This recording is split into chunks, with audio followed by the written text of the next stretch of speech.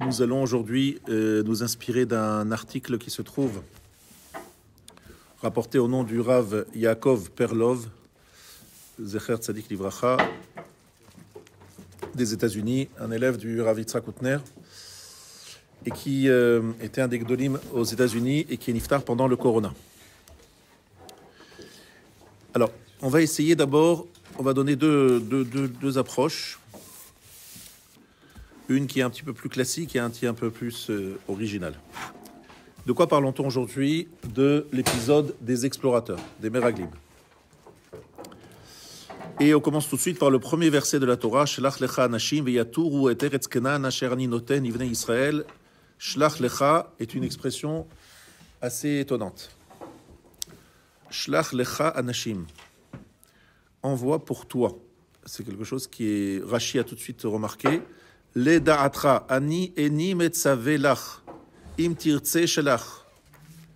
Donc, moi je ne te donne pas cet ordre. Il n'y a pas d'ordre d'envoyer. Si tu veux, envoie.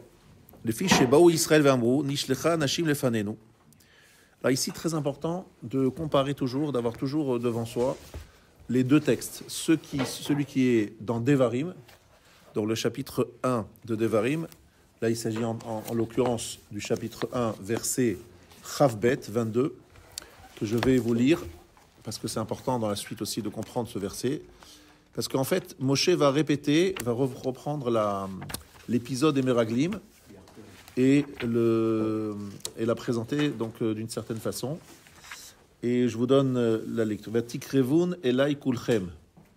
Vatomru nishlecha nashim lefanenu veyachperu lanu et haaretz veyashivu otanu davar et haderech asher na'aleba ve'te'arim asher navo aleihen. Je lis la traduction. Vous vous êtes tous approchés de moi et avez dit, envoyons des hommes devant nous, qu'ils espionnent le pays et qu'ils nous rapportent parole, le chemin par lequel nous monterons et les villes vers lesquelles nous irons. Vaïtav be'enai hadavar. La chose a paru bonne à mes yeux. Vaikach mikem shneim asar anashim. J'ai pris parmi vous 12 hommes. Ish echad la shavet. Un homme par tribu. Voilà comment est présenté le début de l'histoire des Meraglim, des explorateurs, dans la paracha de Devarim. Ici s'écrit Shlach lecha anashim. Rashi rapporte ce verset de Devarim. Moshe nimlach bashechina. Moshe prend conseil à la Shechina, il demande à Kadosh Baruch Hu qu'est-ce qu'il en pense. Amar ani amarti lahem shitova. Hachem répond, mais moi je leur ai dit qu'elle était bonne. Sheneemar e'ele etrem me'onim Mitzrayim chayehem she'ani noten lahem makom lit'ot b'divrei hameraglim leman lo yirashua. Vous allez voir que je vais leur donner la possibilité de se tromper par les meraglim afin qu'ils ne l'héritent pas. Hachem dit voilà, moi je leur ai promis, je leur ai dit elle est très bien, pourquoi vous voulez aller voir? Qu'est-ce que vous allez voir là? Qu'est-ce que vous allez explorer? Je vous ai dit qu'elle était bonne. Donc pourquoi est-ce que vous le demandez? Ah, vous le demandez? Ben allez-y, et vous allez voir que vous risquez de trébucher. Alors, la question, évidemment, est très étonnante. C'est qu'en général, les choses sont claires. Ou bien Hachem il veut, ou Hachem il veut pas. Et là, Hachem il a dit, Ledaatra ani eni metzav lecha, c'est selon ton approche, ta conscience. Moi, je te donne pas l'ordre. Et dans la paracha de Devarim, c'est écrit Vaïtav be'enai hadavar. La chose m'a paru bonne. Donc a priori, Moshe est content. Il dit voilà, c'est une bonne chose, c'est une bonne initiative. Donc on ne sait pas trop pourquoi est-ce que Kadosh Baruch Hu, alors il n'est pas plus chaud. Il a pas l'air d'être chaud là-dedans. Moshe, il dit Vaïtav be'enai hadavar, ça me plaît. Et à Kadosh Baruch Hu, on a l'impression, il dit Shlach lecha. Et puis si vous avez demandé, il y aura. Et Rashi dans la paracha de Devarim, il dit be'enai velo be'enei hamakom. Ça m'a plu à moi, mais pas aux yeux d'Hachem. Ve'im be'enei Moshe hayatov lama amra betochachot. Mais si Moshe trouvait ça bon, pourquoi il le met dans les tochachot, dans les réprimandes du Devarim? Mashal adam shomel chavero mochol lichamor chaze omar lohen notno atali lenisayon omar lohen be'arim u'gvaot amar lohen kivan shera shel me'akvo klum amar loker belibo batoch uze shel mitzabomum. Donc Rashi explique qu'en fait, Moshe, il pensait que lorsque quelqu'un demande à son prochain, il lui dit, voilà, est-ce que je peux t'emprunter tel ou tel vends-moi ton âne. Est-ce que je peux le mettre à l'épreuve? Il dit, vas-y, fais ce que tu veux, tu peux faire ce que tu veux. En clair, le vendeur montre qu'il est confiant dans la qualité de sa marchandise. Qu'est-ce qu'on fait à ce moment-là? On dit, bon, allez, j'ai compris, t'es content, t'es tranquille, je peux y aller, je suis rassuré. Donc en fait, quelque part, Moshe, il voulait leur dire, mais je suis content, c'est bon, il y a ce qu'il faut, je suis tranquille, il y a pas de raison. Il attendait que les Juifs disent, bon, allez, on voit que Moshe, il n'a pas de doute, c'est pas la peine d'y aller, c'est pas la peine d'aller vérifier. Mais n'empêche, ça reste quand même pas clair. Est-ce qu'il est d'accord d'envoyer les Meraglim? D'accord, il aurait préféré qu'ils n'envoient pas, parce qu'ils auraient dû avoir confiance. Mais finalement, le fait d'aller explorer la terre, et donc de faire un travail d'espionnage, et de vérifier par où passer, est-ce que c'est une bonne chose, pas une bonne chose? C'est pas clair, vous voyez ce que je veux dire? C'est pas clair, parce qu'on se dit, comment c'est possible que Moshe il trouve ça bien, qu'Akadosh Baruch Hu il le trouve pas très bien? Comment ça se passe? Moshe, Akadosh Baruch Hu, c'est pas... Il y a quelque chose qui est assez étonnant. En fait, j'ai vu dans les écrits du Rav David Cohen, Rosh Yeshivat Chevron, qui disait qu'en fait, il y a ici un principe qui s'appelle Bederech she'adam rotze lelech molichin oto. Là, dans le chemin où un homme veut aller, eh bien, on l'accompagne. Ça veut dire que si vous sentez que chez quelqu'un il y a cette demande, Moshe s'est dit, bon, s'il demande ça, je vais pas dire non. Je vais pas les empêcher parce qu'on sent que c'est un besoin chez eux, qu'ils le ressentent profondément. C'est comme ça, la vie, c'est donc j'ai pas le droit de m'opposer. C'est leur niveau, c'est leur demande, c'est leur perception des choses. Mais c'est pas pour moi en fait. Moi, je pense qu'il faudrait pas y aller. Akadosh Baruch Hu, il pense qu'il faut pas y aller. Mais comme ils ont cette demande, ben il faut l'accompagner cette demande. Il faut répondre présent à cette demande, comme on le voit dans différents endroits de la Torah. Akadosh Baruch Hu n'en pose pas. Vous avez compris ce que je veux dire? Il y a des situations où c'est un issur, gamour, c'est vraiment interdit. Bon, ça, il n'y a pas de question. Mais il y a des situations où c'est peut-être mieux de ne pas le faire, mais en même temps, Akadosh Baruch Hu, il veut laisser aux hommes la possibilité d'avoir des choix et de se... Donc ça, c'est une première chose. Mais je voudrais ici dire un chidouche. J'espère que c'est un chidouche. Donc vous avez tous compris, vous le savez, depuis des années, on le dit, on le répète, tout le monde le répète, tous les rabbinim le répètent, c'est un Dvar Torah, cette partie-là est connue, c'est que en fait, les Bnei Israël, ici, ils ont une approche de stratégie, de stratège. Pourquoi? Parce qu'il s'agissait de rentrer en Eretz Israël et qu'ils ont compris qu'en fait, l'approche ici devait être Alpi Derech HaTeva, selon les lois de la nature. Tout le monde connaît cette explication. Et que donc, Alpi Derech HaTeva, si on suit les lois de la nature, parce qu'ils avaient compris que Moshe allait mourir, puisqu'ils avaient entendu d'Eldad et Médad qu'il allait mourir, comme répète le Meshech Chochma. En plus, ils pensaient qu'Hachem, il voulait qu'ils se prennent en main. Bref, ici, Hachem allait un peu se retirer et laisser les Juifs un peu se prendre en main. Et donc, si Hachem ne se retire, alors tout doit passer par Derech HaTeva, c'est-à-dire le chemin naturel. Et de ce point de vue-là, il y a une obligation de faire de la stratégie militaire. Il faut chercher, il faut trouver les failles de l'ennemi pour pouvoir commencer à attaquer là où c'est le plus facile. Tout simplement, prendre les mêmes initiatives qu'un chef militaire. Ça, c'est l'explication que vous avez tous entendue. Je voudrais juste ajouter un petit quelque chose cette année. C'est qu'en fait, c'est vrai que là, il y a une ambiguïté et je voudrais la définir, cette ambiguïté. C'est difficile de définir une ambiguïté, mais je voudrais que vous écoutez bien parce que j'ai l'impression que ça nous parle vraiment depuis le 7 octobre, vraiment, ça nous parle d'encore plus. Lorsque Akadosh Baruch Hu, il dit aux Juifs, vous allez rentrer en Eretz Israël, quelque part, il les laisse faire de l'exploration, etc. Quelque part, il confirme leur crainte, leur perception des choses. Eux, ils comprennent que rentrer en Eretz Israël égale choisir une autre chemin. C'est-à-dire que dans le désert, on est assisté, on est dans des miracles permanents, d'accord, ça c'est le désert, mais en rentrant en Eretz Israël, les choses vont changer. Est-ce que c'est vrai que les choses doivent changer? La réponse est oui. Mais c'est pas tout à fait vrai, c'est toujours le même problème, c'est des situations un peu hybrides qui sont problématiques. C'est-à-dire, on sait tous qu'en entrant en Eretz Israël, les murailles de Yéricho se sont quand même rentrées sous terre. Donc ils ont fait la guerre, c'est vrai, mais les murailles de Yéricho, c'est un peu un miracle quand même. On sait tous que Yoshua a fait arrêter le soleil s'est arrêté. Il s'est couché beaucoup plus tard. Franchement, c'est un beau miracle. Donc finalement, oui, il y a une guerre, oui, il y a il y a une stratégie, oui, il y a quelque chose à faire. La preuve, c'est que Yoshua va envoyer des explorateurs. Yoshua aussi va envoyer des explorateurs. Mais c'est quand même un S et Teva mélangé. C'est-à-dire qu'Akadosh Baruch Hu dit, je suis toujours quand même avec vous, je vous préserve, je vous conserve. Mais ils ont compris que c'était ou blanc ou noir. Donc soit Hachem il fait tout, soit c'est nous qui faisons tout. Voilà. Ça c'est comme ça qu'ils l'ont compris. C'est où Hachem il fait tout, ou nous on fait tout. D'accord? C'est comme ça leur compréhension. Donc qu'est-ce qui se passe? Quelle est la conclusion des Meraglim? Ils disent impossible.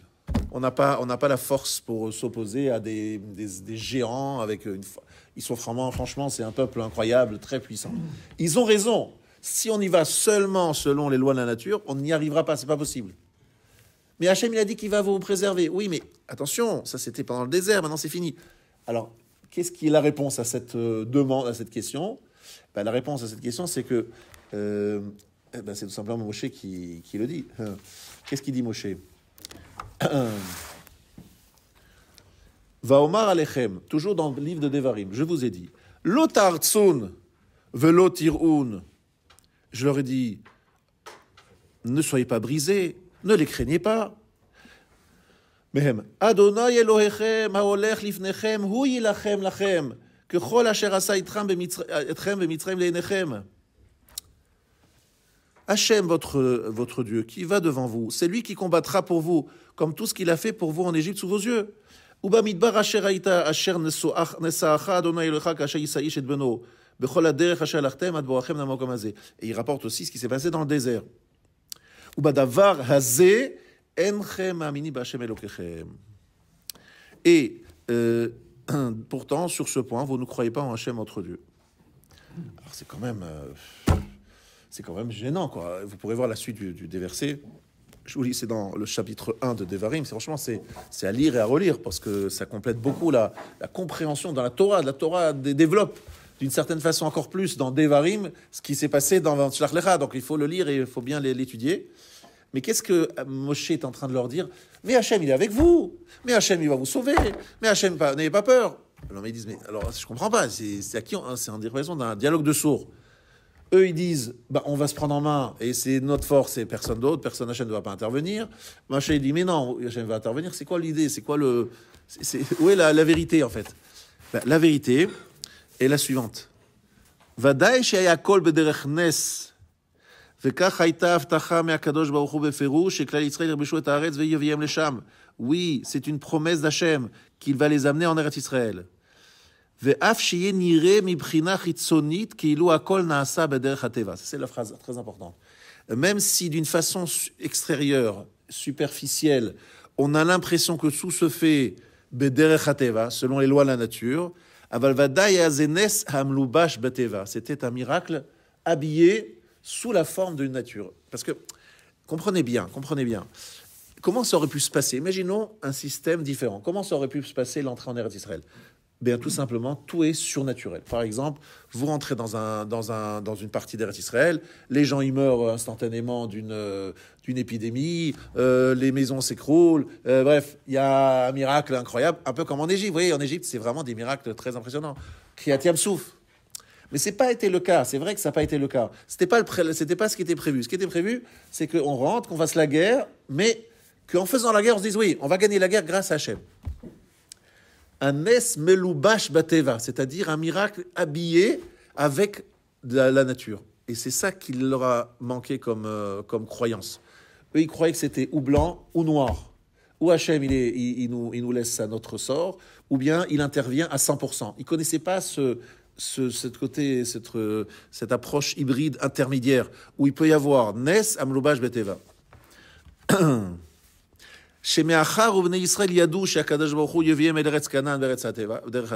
Comme les Juifs savaient qu'Hachem les amènerait dans le pays de Canaan en suivant la loi de la nature, c'est normal, puisqu'ils pensent que c'est Hachem va les amener d'une façon naturelle, ils doivent chercher des systèmes de stratégie tout à fait logiques. Ils pensaient que c'est une obligation de suivre les lois de la nature. Maintenant, même si ça paraissait être que les lois de la nature, mais alors ici c'est extraordinaire, c'est-à-dire que on découvre que Akadosh Baruch Hu ici les a mis à l'épreuve, pour voir s'ils allaient en même temps être capables de voir Hachem en faisant des démarches matérielles, naturelles, en croyant sérieusement que c'est Hachem qui nous accompagne. C'est exactement ce qui se passe aujourd'hui dans une campagne comme il se passe depuis quelques mois en Israël. On utilise des tanks, on utilise des armes, on doit faire de la stratégie. Mais est-ce que Hachem il est présent dans cette guerre? Eh bien, c'est pas facile de le voir, de croire en cela. C'est pas facile. J'imagine qu'il doit y avoir des moments de grande épreuve. Mais je pense que c'est la même chose. On doit se dire, Akadosh Baruch Hu, il nous accompagne en guerre, il nous fait des miracles incroyables. Et effectivement, les soldats racontent des miracles qui ont lieu aujourd'hui encore de façon extraordinaire. Mais non, c'est vrai que c'est pas des miracles comme la sortie d'Égypte. C'est des miracles habillés naturellement. Voilés. Mais voilés, exactement. Des miracles voilés. Mais c'est le travail que les Juifs devaient... Mais eux, ils ne connaissaient pas ça. Il faut bien se mettre à leur place. Eux, ils sont dans un désert où les miracles sont dévoilés. On leur dit, vous allez rentrer en Eretz Israël, maintenant, c'est plus du tout le même système. Alors eux, ils comprennent, c'est ou blanc ou noir.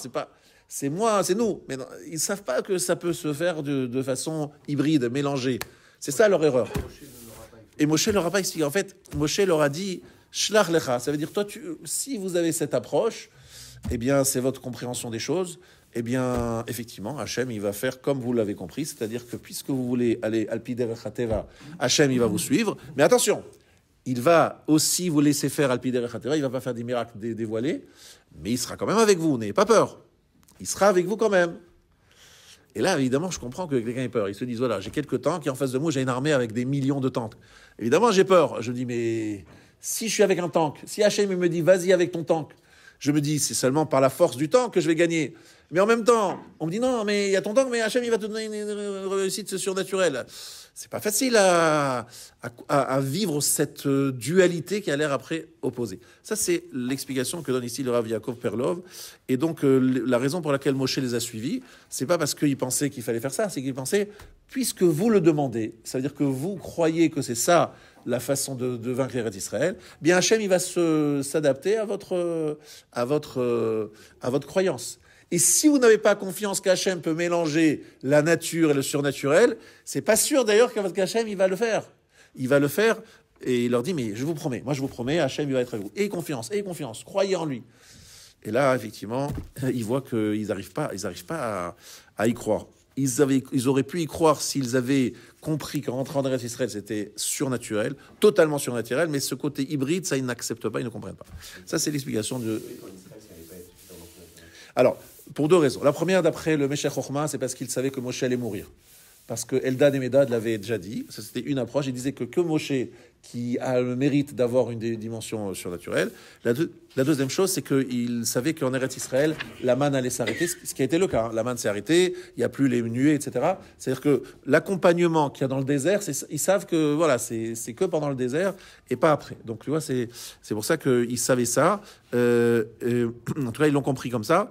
Et effectivement, nous on sait maintenant aujourd'hui, mais c'est facile de le dire maintenant, que s'ils avaient eu une confiance 100% totale, eh bien Moshe serait rentré, il y aurait eu des miracles surnaturels, etc. T'as compris? Mais c'est clairement, ça a été voulu qu'Hachem brouille un peu les pistes et leur fasse croire que effectivement c'est pas Al Pi Derech HaTeva, c'est Al Pi Derech HaTeva, c'est Al Pi... Vous avez compris que c'est une épreuve qu'Hachem leur envoyait et où il fallait surmonter cette épreuve et dire non, mais non, on n'y croit pas ça, non, on ne réfléchit pas. Hachem nous dit qu'on y va, on ne pose pas de questions, on ne prend pas d'initiative, on a confiance en Hachem et Moshe, c'est tout. Ça, c'était l'approche magnifique, parfaite, où là, ils auraient bénéficié de tous les miracles les plus dévoilés. Mais comme ils ont commencé à faire ces calculs, ils ont compris ce qu'ils ont compris. Exactement. Le miracle, en fait, il faut être raoui, méritant pour recevoir le miracle. Le miracle, il faut avoir un kéli. Il faut recevoir un miracle, il faut être prêt à le recevoir. Ça, c'est... Parce que Hachem, quand il s'est fâché avec les Méraglim, est-ce que c'est pas en fait parce que justement, comme eux, ils avaient peur de rentrer en Israël, ils ont donné ce gène à tous les Israéliens par la suite. Alors, il y a aussi eu ce côté que les Émiraglim, effectivement, ne voulaient pas rentrer en Eretz Israël parce qu'ils avaient une négia. C'est écrit comme ça dans tous les farshim, dans le Gemara, qu'en fait, ils avaient une négia. C'est quoi une négia? Ça veut dire qu'ils avaient intérêt à rester dans le désert parce qu'ils avaient un poste et ils pensaient perdre ce poste en étant en Eretz Israël. Ils se disaient, ici, on est quelqu'un, on est des gens, etc. Et donc, c'est pour ça qu'ils les ont un peu, comme tu dis, il y a un virus qui leur ont transmis de manque de confiance. En plus, ils avaient l'angoisse parce qu'ils ont vu ces géants, etc. Ils se sont dit, on n'y arrivera pas. Mais il n'y arrivera pas parce qu'ils étaient convaincus qu'Hachem n'allait pas faire les miracles du tout. Maintenant, Rabotai, je voudrais aller un peu plus loin. Bon, je pense que c'est plutôt une approche que j'avais déjà plus ou moins déjà dite et plusieurs personnes le disent. Simplement, je voudrais ici vous donner l'approche nouvelle du Khatam Sofer. Le Khatam Sofer, il a une explication différente. Et je voudrais ici partager avec vous cette explication parce qu'elle a beaucoup de conséquences et beaucoup de... le principe sur lequel le Khatam Sofer va beaucoup travailler, c'est la notion de shaliach. Le shaliach, c'est le messager, l'intermédiaire. Lorsqu'on te dit que... je vais vous rappeler deux exemples très importants sur la notion du shaliach. Lorsque Moshe Rabbeinu est sur la montagne, il parle avec Akadosh Baruch Hu, il doit recevoir les Luchot. Qu'est-ce qu'il dit à Akadosh Baruch Hu? Lech red. Va descendre. Alors, qu'est-ce qu'explique Rashi? Comment Rashi le commente? Va et descend. Migdulatra, il lui dit pas descendre physiquement de la montagne. Il lui dit aussi de descendre, c'est-à-dire démissionne. Tu n'as pas besoin de démissionner, t'es plus Moshe. Je suis plus Moshe. Qu'est-ce que j'ai fait? Hé Moshe, tu es Shaliach Tzibour, tu représentes le clan Israël. Mais si le clan Israël fait le veau d'or, il t'a tourné le dos. Donc tu es comme un président qui atterrit dans un pays étranger. Par exemple, souvent chez les Africains, c'est la mode. Ils atterrissaient dans un pays étranger et ils voient, il n'y a personne. Personne pour les accueillir. Ils attendaient le tapis rouge, la garde nationale, le président qui vient les accueillir. Personne. Qu'est-ce qui se passe? Mais d'entre-temps, lorsqu'ils étaient dans les airs, il y a eu un putsch, coup d'État, quelqu'un d'autre a pris le pouvoir, ils ne sont plus rien. Ils représentent qu'eux-mêmes. Lorsque tu représentes un pays, lorsque tu représentes le clan Israël, Moshe Rabbeinu, tu viens, tu t'installes sur la montagne, Hachem te parle, les malachim, c'est VIP, quoi. Mais si ton cœur t'a tourné le dos, eh bien, qui tu es? Tu es un monsieur Moshe. Monsieur Moshe, bon, c'est quelqu'un de bien, mais voilà, c'est tout. Lo natati lecha gedula ela bishvilam, dit Rashi. Je t'ai donné de la grandeur que pour eux. Beota sha'a nitnada Moshe. Vous avez bien cette phrase. Beota sha'a nitnada Moshe mipi bedin shel mala. Il a été mis en nidouille. C'est les mots de Rashi. À cet instant-là, Moshe a reçu le nidouille parce qu'il a été exclu. Enfin, nidouille, c'est exclure, c'est éloigner. Moshe, dégage. En 2 mots, il a dit dégage. Franchement, ça c'est un premier texte. Mais il y a un autre texte dans Baba Batra, page 121, Kouf Rafal F. Amoud Aleph, pendant les 38 ans, pendant lesquels il y avait encore le dor des Meraglim, etc. Eh bien, pendant toute cette période, eh bien, Lonit Yached Hadibur Im Moshe. Littéralement, la parole d'Hachem ne s'est pas préservée à Moshe. Moshe, il a été quelque part, un peu exclu, pas vraiment exclu, mais une relation très distante par rapport à des relations d'avant. Pourquoi?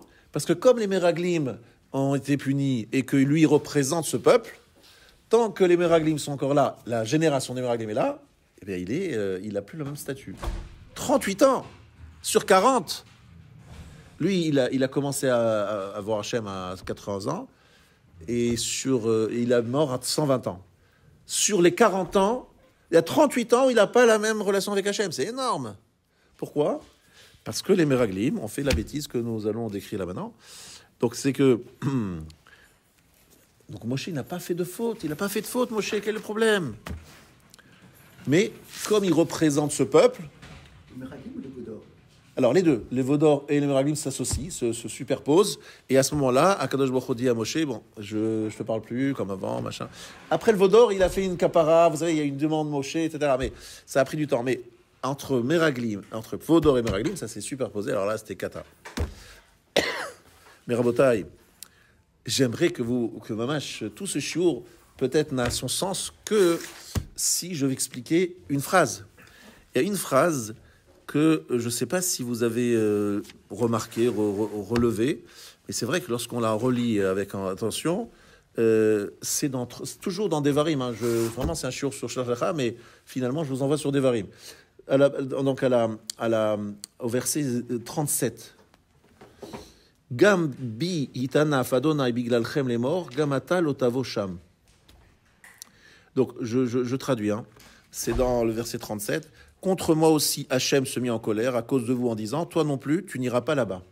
Cette phrase-là, Moshe, on lui dit, tu n'iras pas là-bas, toi aussi, tu n'iras pas là-bas. S'écrit où? Dans quel contexte? Eh bien, juste avant, je lis la phrase d'avant. Zulati, Kalev ben Yifune, ou Irena, velo eten et aretz, ashad rachba, levanav, yan Hachem ile achare Adonai, Kalev, par contre, à l'exception de Kalev, fils de Yefouné, lui, il la verra, et lui, je donnerai la terre qu'il a foulée ainsi qu'à ses fils, parce qu'il a entièrement suivi Hachem. Donc, on parle de Kalev en disant, Kalev, Baruch Haba, bienvenue en Eretz Israël, tu as résisté à l'épreuve, et juste après, on dit à Moshe, mais toi aussi, hein, moi, Hachem, il s'est mis en colère contre moi à cause de vous, et il m'a dit, tu rentreras pas en Eretz Israël. Mais c'est pas vrai du tout. On a l'impression que c'est lié aux Meraglim, aux explorateurs. Mais c'est dans la paracha des explorateurs. Mais nous, on sait tous que c'est pas lié à ça. C'est lié à autre chose. C'est lié à quoi? À Mémériva. C'est Mémériva, c'est pas... Alors voilà l'explication du Khatam Sofer. Khatam Sofer dit quelque chose d'extraordinaire. Pourquoi est-ce que Moshe a fait l'erreur de Mémériva? N'oubliez pas, Choukat, c'est bientôt. C'est là-bas qu'on parle de Mémériva. Mais pourquoi est-ce qu'il a fait cette erreur? Il faut comprendre que lui, il était devant le rocher. Si devant le rocher, il avait derrière lui un peuple uni qui le soutenait, qui l'encourageait, eh bien, il n'y aurait jamais eu de problème. Il aurait parlé au rocher, il y aurait eu tout de suite de l'eau qui sortait. Mais qu'est-ce qui s'est passé? C'est qu'ils sont énervés, ils commencent à râler, et depuis un certain temps, on sent qu'il y a une coupure entre le peuple et Moshe. Eh bien, qu'est-ce qui se passe? Eh bien, il y a la catastrophe de Mémériva. Mais Mémériva, c'est la conséquence des Meraglim. Et les Meraglim, c'est quoi? C'est un peuple qui finalement tourne le dos à Moshe. Est-ce que vous comprenez ça? C'est ce qu'il dit le Khatam Sofer. Alors, regardez bien comment ça se passe. On va juste développer pour que vous compreniez bien exactement dans quel esprit ça se passe. C'est qu'en fait, on a ici, dans le texte que je vous ai cité, toujours dans Devarim, une phrase. Nishlecha anashim. Attention, hein, regardez bien, c'est très important les mots. Hein, vous reverrez bien dans les mots. Je vous reprends dans les mots.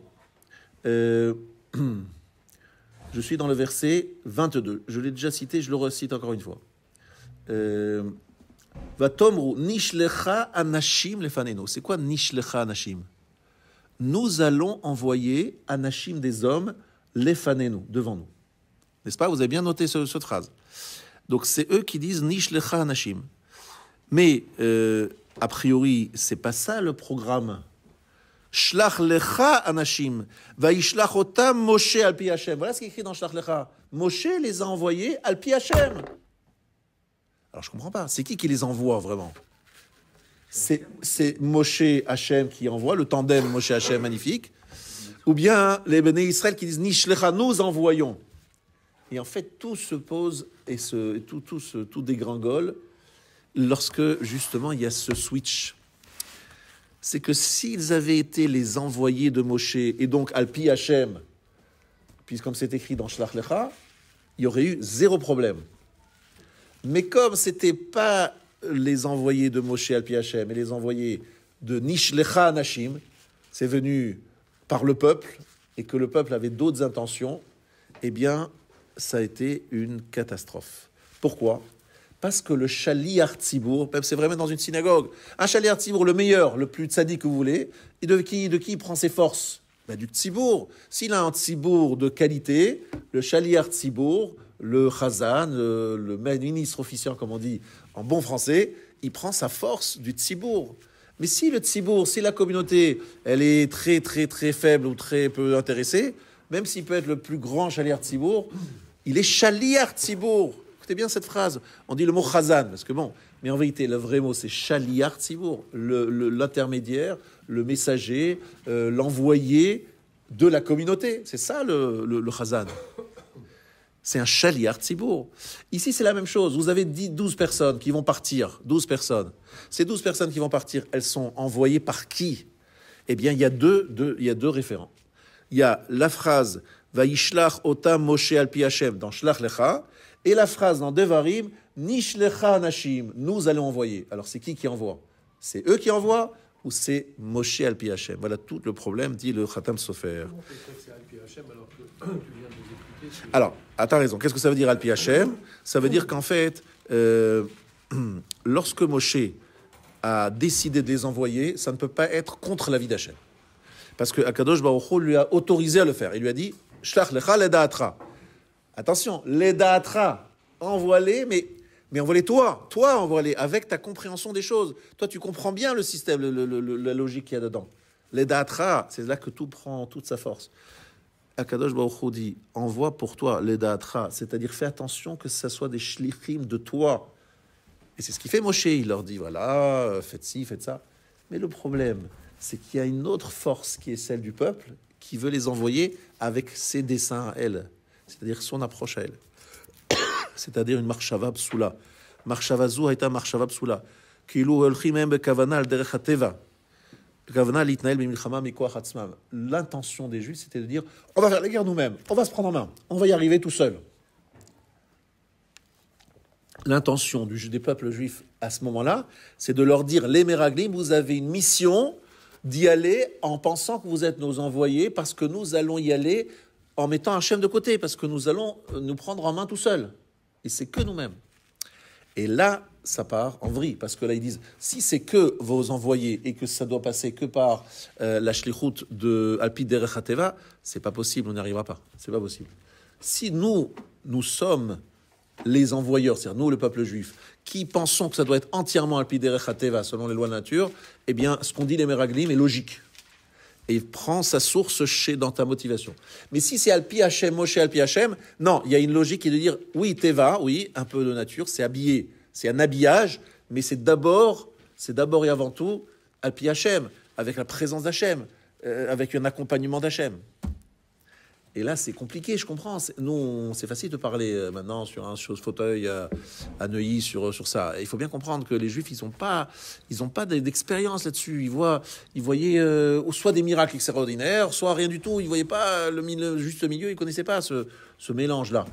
Mais je dis, c'est la même chose aujourd'hui. Aujourd'hui, dans une guerre que mène Israël contre le Hamas, c'est la même chose. Est-ce que je fais Alpi Derech HaTeva seulement, ou bien je dis, Hachem est avec moi, Hachem, j'ai besoin de lui, il faut l'inviter, lui laisser la place. Et c'est pas facile, ça doit être une grande épreuve, parce que d'un côté, il faut faire de la stratégie militaire, et en même temps, l'inviter, ne pas le rejeter. C'est un vrai sujet, je trouve, très, très, malheureusement, cette année, très... Et là, il dit un chidush atzum. Il dit qu'en fait, on trouve, lorsqu'il y a des bons émissaires, on trouve qu'il y a une utilisation d'un terme qui est malach. Le malach, ça veut dire un ange, mais ça veut dire aussi un émissaire. Et dans Bamidbar, chapitre 20, verset 16, Vayishlach malach vayotzienu mimitzraim. Là-bas, il a envoyé un malach. C'est qui le malach? C'est Moshe, qui nous a fait sortir d'Égypte. Dans Yehoshua, qui erbeta et malachim asher shalachnu. Elle avait caché, Rachav, les malachim. C'est qui les malachim? C'est Pinchas et Kalev qui se sont venus pour les explorateurs. On les appelle les malachim. Et ici, ils sont appelés des anashim. Ah là là là là, ça fait toute la différence.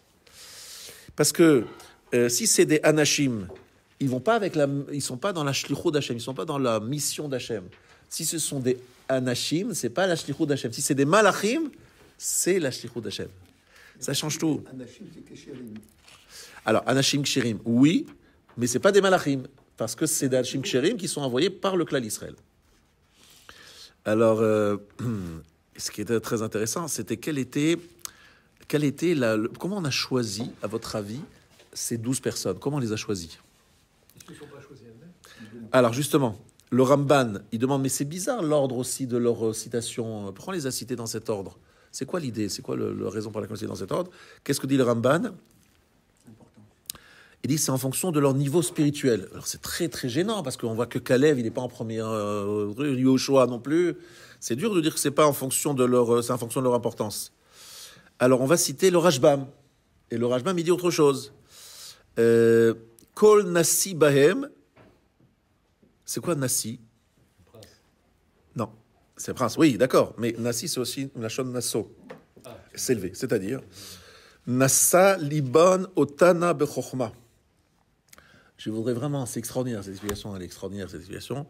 Je voudrais que vous la compreniez bien du Rashbam, hein, c'est le Rashbam qui est dans cette explication. J'aimerais que vous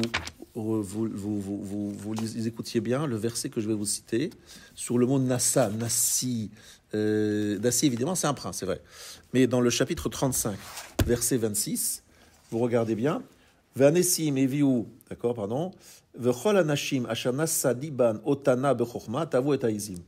Je traduis. Et toutes les femmes que leur cœur portait à la sagesse, filèrent le poil de chèvre. C'est quoi le cœur les portait à la sagesse. C'est quoi cette histoire? En fait, vous savez tous comment ça s'est passé. Les femmes qui voulaient, qui disaient, moi je veux participer, moi je veux agir. Mais quel diplôme vous avez? Vous avez fait quelle université pour apprendre à faire? Ah non, je ne sais rien faire, rien du tout. Mais j'ai envie, voilà, j'ai envie. Nassa, c'est quelqu'un qui est porté par son cœur. Il dit, j'ai envie, j'ai envie. Eh bien, Hachem lui offrait un cadeau et lui donnait la possibilité de trouver. Il recevait la chorma, voilà. Eh bien, ici, c'est très intéressant. C'est que le Rashbam nous dit que Kol Nassi Bahem, c'est des gens qui ont eu cette envie. Lorsqu'on a publié en disant qui est l'homme qui veut aller explorer la terre, il y a eu un certain nombre de personnes qui se sont présentées, d'accord? Kol Nassi Bahem, ça veut dire que c'est des gens qui ont dit nous voulons participer, d'accord? C'est cela qu'on appelle les Nessim. Et en fait, l'ordre qui a été choisi, c'est la motivation. Le premier arrivé, le deuxième arrivé, celui qui avait le plus envie. Incroyable, j'avais jamais entendu cette explication-là. Ça, c'est le Rashbam, mais c'est pas une question de ma'ala dans le sens qualité spirituelle générale, mais dans leur motivation de participer. Et justement, il y en a un qui traînait avec les pieds, mais qui voulait y aller, c'était Yoshua, qui disait, oh là là, moi, je sais pas, j'ai peur, etc. Alors Moshe lui a donné un peu de rizouk, qui lui a dit, non, vas-y, je t'aide, je vais te donner un youd, c'est-à-dire je vais prier pour toi. Et pour Kalev, c'était quoi son argument? Comment il a résisté? Kalev, il était très, très, très malin. Malin, Arum, il faisait croire aux Meraglim qu'il était de leur côté, faisant croire qu'il était de leur côté. Et au dernier moment, lorsqu'ils lui ont donné la parole, parce qu'ils disaient il va défendre notre cause, il a pris exactement le contre-pied. Et ils ont été surpris, même choqués d'avoir été complètement... Ils se sont fait avoir, quoi. Complètement. Vayas Kolev. Il avait donc cette qualité-là, c'était le Kisharon, c'était la force de Kalev, d'avoir une double face. Double face. Une face où il se présentait de certaine façon, et derrière, c'était son... Et Yoshua n'avait pas du tout cette qualité-là. Il était anvetan, très humble, etc., et était différent de Kalev. Tout ça pour vous dire, où on va aller? Qu'est-ce que dit le Khatam Sofer? Qu'est-ce qu'on a appris? On a appris que le Khatam Sofer nous a dévoilé qu'il y a cette notion de Shaliar Tzibur. Et qu'ici, il s'agit de savoir, je suis le Shaliar de qui? Dans quel sens? Est-ce que je vais selon les directives de Moshe Alpi Hashem, ou je vais suivre les directives du peuple Kevatikrevun Elai Kulchem Vatomru Nishlecha Anashim? Est-ce que vous allez être les messagers du peuple ou bien les envoyés de Moshe Alpi Hashem? Et là, tout allait changer. Parce que Moshe Alpi Hashem, il leur dit, messieurs, ce n'est pas Alpi Derech HaTeva, c'est pas entièrement... C'est vrai, selon les lois de stratégie naturelle, il n'y a aucune chance de s'en sortir. Mais ici, nous serons accompagnés par Akadosh Baruch Hu. Mais si on est envoyé par le peuple, là, c'est effectivement très différent. On risque d'avoir d'autres réactions. C'est ce qui s'est passé. Et voilà pourquoi ça s'est très mal terminé. Alors, c'est pour ça que dans Devarim, dans le verset 37, c'est écrit « Gambi hitanaf Hashem ». Hashem s'est mis en colère contre moi. Qu'est-ce qui s'est mis en colère contre moi? Mais c'est pas aucun rapport. Hachem il s'est mis en colère à l'époque de Mémériva. C'est pas lié au Meraglim. Mais si, il lui a dit, Moshe, t'as fait une grosse bêtise. Parce qu'en fait, je t'ai donné la possibilité de t'envoyer Shlach lecha anashim. Je t'ai dit, envoie pour toi des hommes. Mais en fait, c'est pas ce qui s'est passé. C'est le peuple qui a envoyé des hommes. Et là, tu t'es trompé complètement. Tu les as perdus. Ils sont plus tes envoyés à toi. Les Meraglim, ce sont les envoyés du peuple. Et en faisant cela, le peuple, il s'est complètement coupé de toi. Et donc, finalement, tu sais quoi, Moshe? Bye bye. On se reverra dans 38 ans lorsqu'on aura fini avec ces gens-là. Et il aurait dû tout de suite recadrer les choses en disant, attention, avant de partir, je vous explique. Vous allez voir des gens très forts, etc. Mais le discours qu'il a fait dans Devarim en disant, mais Hachem va nous accompagner, Hachem va n'ayez pas peur. En tout cas, il aurait dû le clarifier très clairement avant de partir, Bobotai. N'attendez pas de trouver un pays facile d'accès où on peut, avec nos quelques armes à 2 balles, y arriver. Mais c'est bien quand même de faire une ishtadlout. Mais là est le problème, c'est là le gros problème, que Hachem nous demande de faire dans la vie. Il nous demande d'associer ishtadlout et bitachon, et c'est notre problème tous les jours. C'est que d'un côté, il nous dit, vas-y, fais des démarches, etc. Et à un moment, il nous dit, mais attention, je suis avec toi, n'aie pas peur, je suis avec toi. Mais jusqu'où? Mais comment? Mais quoi? C'est quoi la limite? Alors souvent, on pêche ou d'un côté ou de l'autre.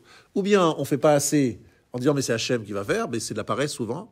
Ou bien on fait trop et on laisse pas Hachem intervenir. Mais trouver le juste milieu entre l'intervention d'Hachem et notre démarche, c'est très difficile de trouver le juste milieu. C'est très compliqué, c'est périlleux.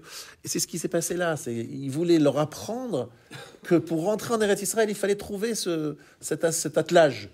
Et en vérité, même s'ils avaient même compris qu'il fallait aller au-delà de cela, c'est-à-dire ne rien faire, avoir une confiance totale en Hachem, ils auraient bénéficié d'une aide divine totale. Ce qui est le cas aujourd'hui pour nous aussi. Le Ramban nous dit, si quelqu'un, il a une émouna à toute épreuve, vraiment un vrai Ma'al Bichtachon, qu'est-ce qu'il dit le Ramban?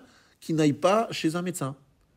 Il dit, c'est pas la peine d'aller chez un médecin. Tu dis à Hachem, écoute, pour nous guérir, de toutes les manières, le médecin, c'est qu'un chaliar. Donc, si tu veux me guérir, et donc c'est pas la peine.